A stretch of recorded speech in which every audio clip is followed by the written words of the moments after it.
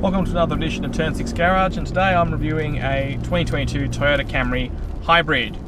Now, the Camry Hybrid has been one of Toyota's best-selling models of the Camry range since its introduction in 2010 in Australia.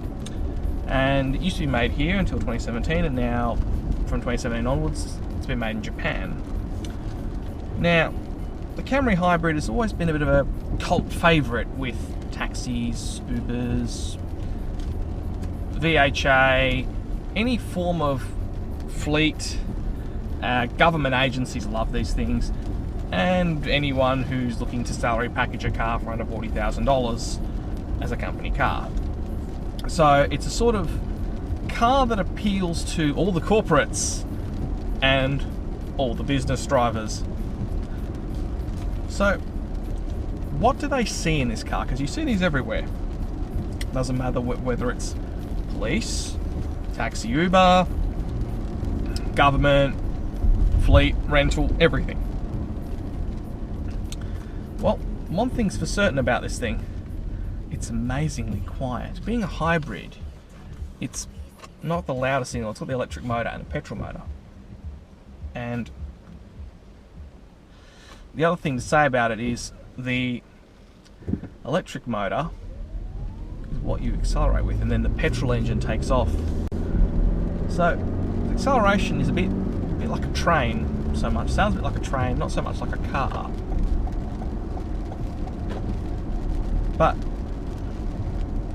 from where I'm sitting, it's relatively good, relatively comfortable. It's relatively nice. Nothing that really would put you off driving this car when you sit inside, feel all these buttons. It's pretty generic, but then again, I don't mind that. Everything's easy to hand, everything's easy to understand. All the controls feel very well weighted. It's a car that is made for people that are going to drive at significant distances. It's unlike so many others who just throw things everywhere. Toyota's interior approach really is a model of common sense. There is nothing in this car that really would put you off when you sit in it.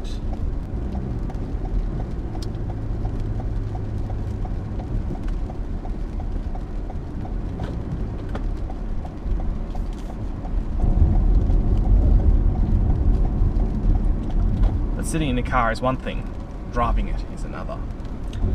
And usually, being a Camry, I would lambast its lack of driving dynamics, its blandness, its terribleness, its boringness, all rolled into one package. It was a car that was a common sense buy that had no driving dynamics. I'm pleased to say that's not the case with the hybrid. That hybrid engine, that electric power, gives this thing reasonable go. It actually feels passably quick. And the engine doesn't, even it's a CVT, it doesn't feel like it's the strangled mule variety of certain other vehicles. It actually works pretty well with this engine.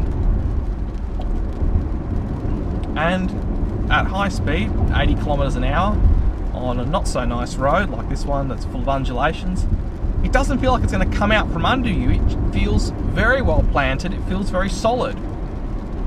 It's the sort of car you could stick on a freeway, drive along for 3 hours, get out, feel fantastic out of it, and go do it again. It's surprising. Handling, it's not terrible. Not the best front-wheel drive chassis I've driven. It does hold its line well on high-speed corners. Only in the low speed you start to notice a bit of understeer, but it does hold pretty well in the high-speed sections, which is good. The car is,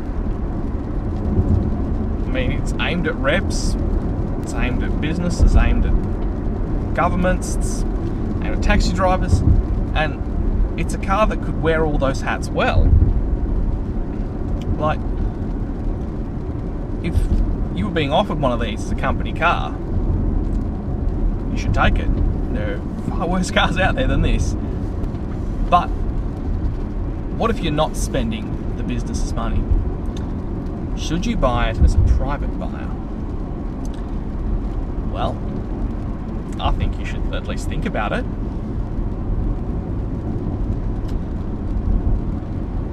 So, one thing I do wish would improve on this car is the ride. It's a little bit choppy over these undulated surfaces, and it just doesn't quite have the composure of some of the Euros over these surfaces. Mind you, it does cost a lot less, so you could forgive that. Other thing that I would like to see them do better, there's no real charm in the cockpit. It's a model of common sense. Everything is where you think it should be.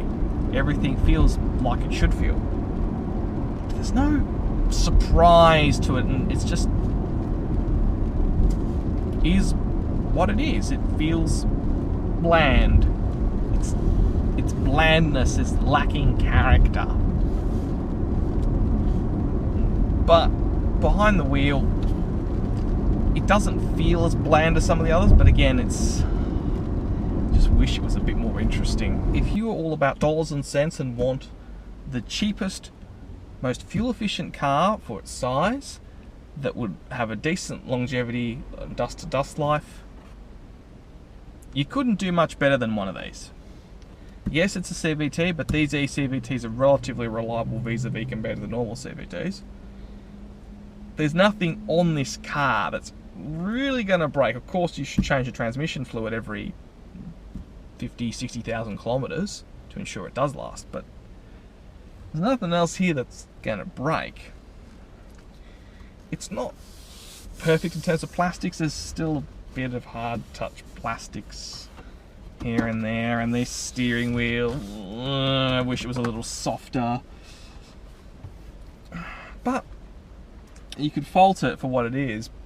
But again, for the money, how many other cars offer this size, economy, reliability ratio that this does? None.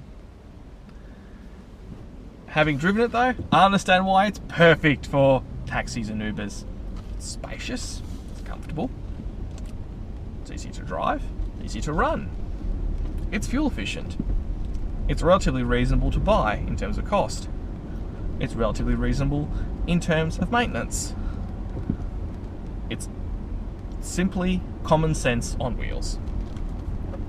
And if I was an Uber driver doing 60 or 70,000 Ks a year, and or a taxi, and my livelihood depended on a car, I'd choose this, because this car will look after you. This thing is reliable. This engine and transmission doesn't sip a lot of fuel, and you can get the sort of size that you'd once have with a Holden or a Ford with the economy of a Corolla. So it makes perfect sense as to why these are taxi cabs of choice. And I'm sure this car at some point in its life probably will be a taxi, given that they are after most people who buy these things will buy them to do Uber. This specific Camry hybrid is a Camry Altice hybrid. This is $38,450.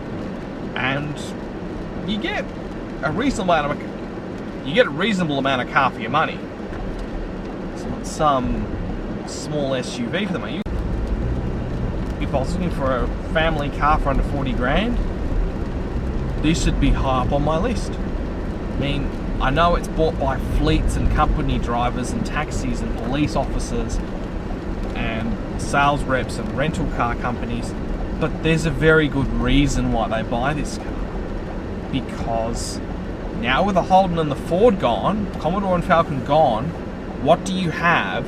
It's this size of car, same sort of money as a 6-cylinder Commodore or Falcon, that offers the same kind of space, that offers decent fuel economy, especially when cruising. It's relatively comfortable. $38,000. You're not going to find anything else. Like the equivalent only car that would stack up even partially in this equation would be a Mazda 6, but again maybe an Optima, but again there's not a lot around now with Optimas, and Stinger's more expensive. This is the base Falcon, base Commodore replacement car. This is the car that if you had a base Commodore Falcon and wanted the same type of car, okay, this is front wheel drive and they're rear wheel drive, then this should be on your list, because there aren't any out there. There aren't many large saloons that can offer this.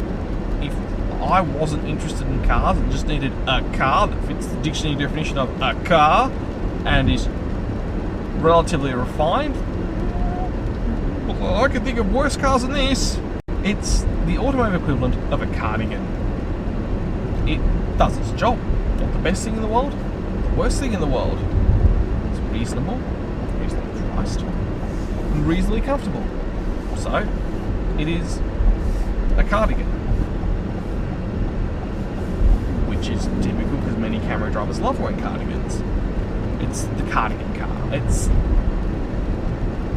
okay. If you want something that's exciting, this isn't the place for you.